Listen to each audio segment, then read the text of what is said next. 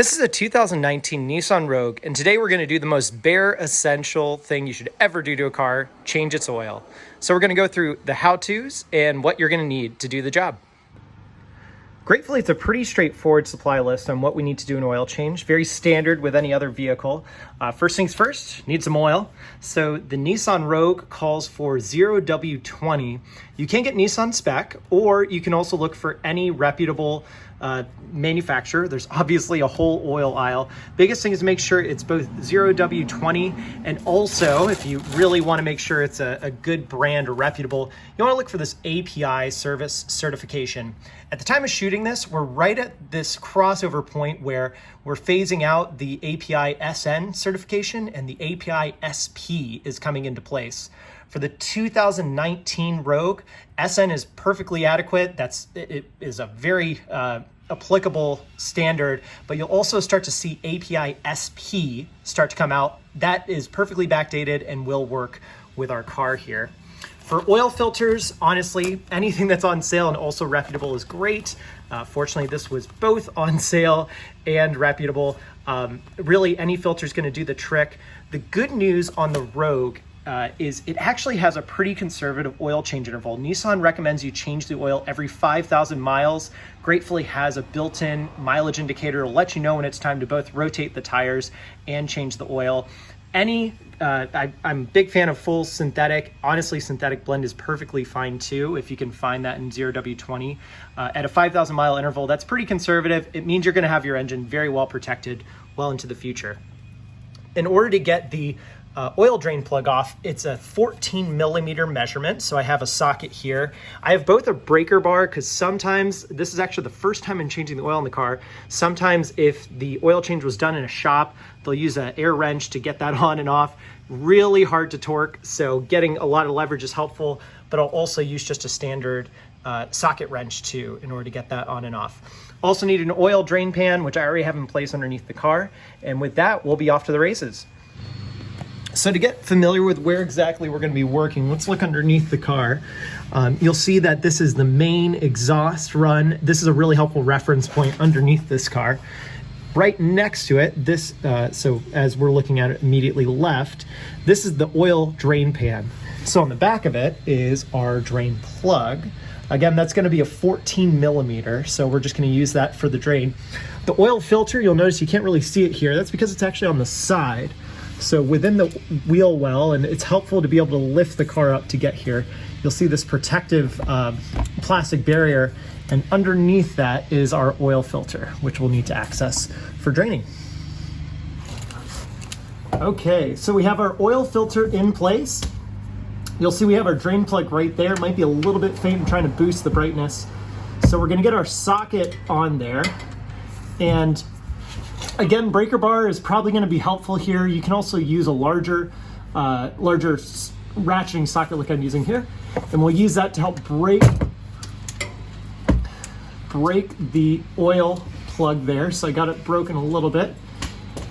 And what I prefer to do, partly because I usually make a mess when I do this, is get it free and then hand crank the plug the rest of the way. So I'm going to try to line up the oil drain pan so I don't make too much of a mess, and I'll back it off, and then you'll feel the thread be just about loose, and then we're going to swiftly take it out of the way and let the oil drain out like so. It's going to take a couple minutes for that to drain, so we'll let that go ahead and drain. You can see this thin oil stream. I'm actually going to try to do a sneaky trick. See if I can move our oil drain pan over like so, still catching what's left of the oil as it drains off. And you'll see I'm rotating it so we can get it underneath this protective cover, which is covering our oil filter, which we need to get off. I'm really hoping, and you'll get to see this in real time, I'm really hoping it's not on there too tight. You can get an oil wrench, which you can use to get those oil filters off. Since it is a smaller filter on this car, I'm hoping just hand torquing will be fine and adequate. And so what we have to do is we have to get this oil filter off, let it drain down into our pan. So actually I'm gonna have to just hand hold this. Unfortunately, couldn't get a good mounting point. All right, quick update. We have coaxed the oil filter a little bit with a separate wrench. I actually gonna try to bring some wrenches into frame. I actually ended up using just a simple straight channel like this. Good old pipe wrench can do the trick, but it definitely was on there pretty hard, so word to the wise. You'll notice too, the protective casing, I have it tucked in a little bit behind some of the braking assembly actually, but just you can definitely pull this back. Don't be afraid to do that. But with the oil filter now loosened, we're going to continue to hand loosen it here. And what we'll do is, you want to be careful because obviously the oil is going to start dripping. So again, we have our pan underneath. So we're going to go ahead and loosen it and let it just gradually drip. And once, go ahead and let it drain a little bit there. And once I have it free, I'm just going to take it straight down into the oil pan just to minimize any mess.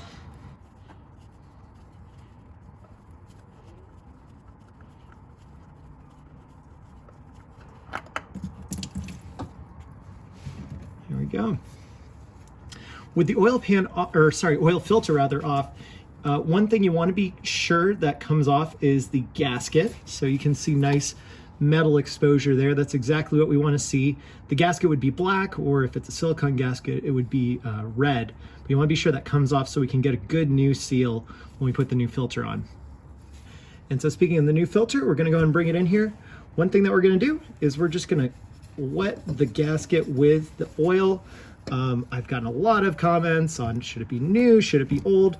The fact of the matter is it just needs to be oil, because the whole point of doing this is that it gets the gasket can make a good seal on its own, but this helps it properly mate to the surface. So it's okay if it's dirty oil. If you want to use new oil, that is fine too.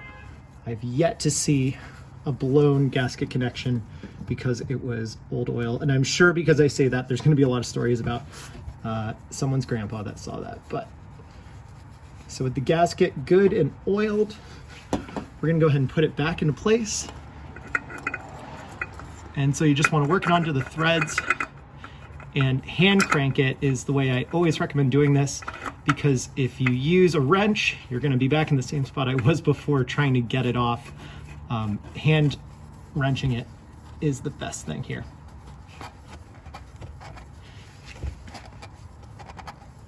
All right, and you'll see it's good and snug, so we want to try to take it another half turn to be sure it's really on there good.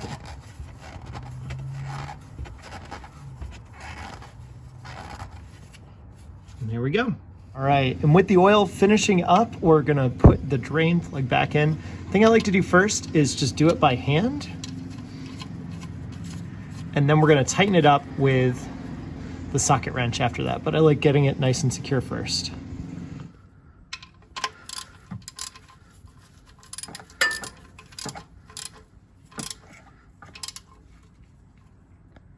There we go, oil drain plug back in place. So let's go ahead and add our oil in. We have our funnel in place and we have our oil. As a quick reminder, this car takes 4 quarts of oil, not the full 5. So while the traditional oil that you'll buy has 5 quarts, just bear that in mind as you're filling up. So do it nice and slow, and be sure to check your dipstick once you're done.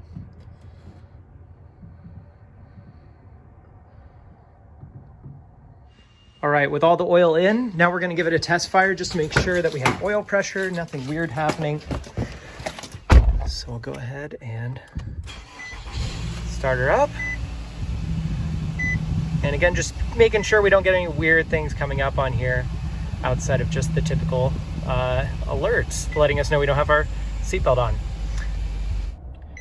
Now, one last thing that we want to be sure we can reset is the maintenance oil filter alert, which you just saw jump on there. So within the settings, and you have all the different things here, we want to be sure we go to settings, and you can scroll down using the arrow key here. We're going to scroll down to maintenance, oil and filter. You'll see there was a tire alert there too. I'll be doing a tire rotation video separately, but oil and filter is what we want to do. And then we want to hit reset. And there we go. Obviously, don't do this so you can cheat step it, honor the recommended interval, but that's a really easy way that you can be sure that you're doing your oil filter change and being reminded as needed. Great. Outside of that, be sure to recycle your oil. You can drop it off at any auto parts store. Same thing with the oil filter. But thanks again for watching. As you can tell, this is a new car, so I'll be doing a lot more work on it as we go along. So if you have any suggested things or things that you'd love to check out, drop them in the comments. Be sure to like and subscribe, and I'll catch you guys in the next video.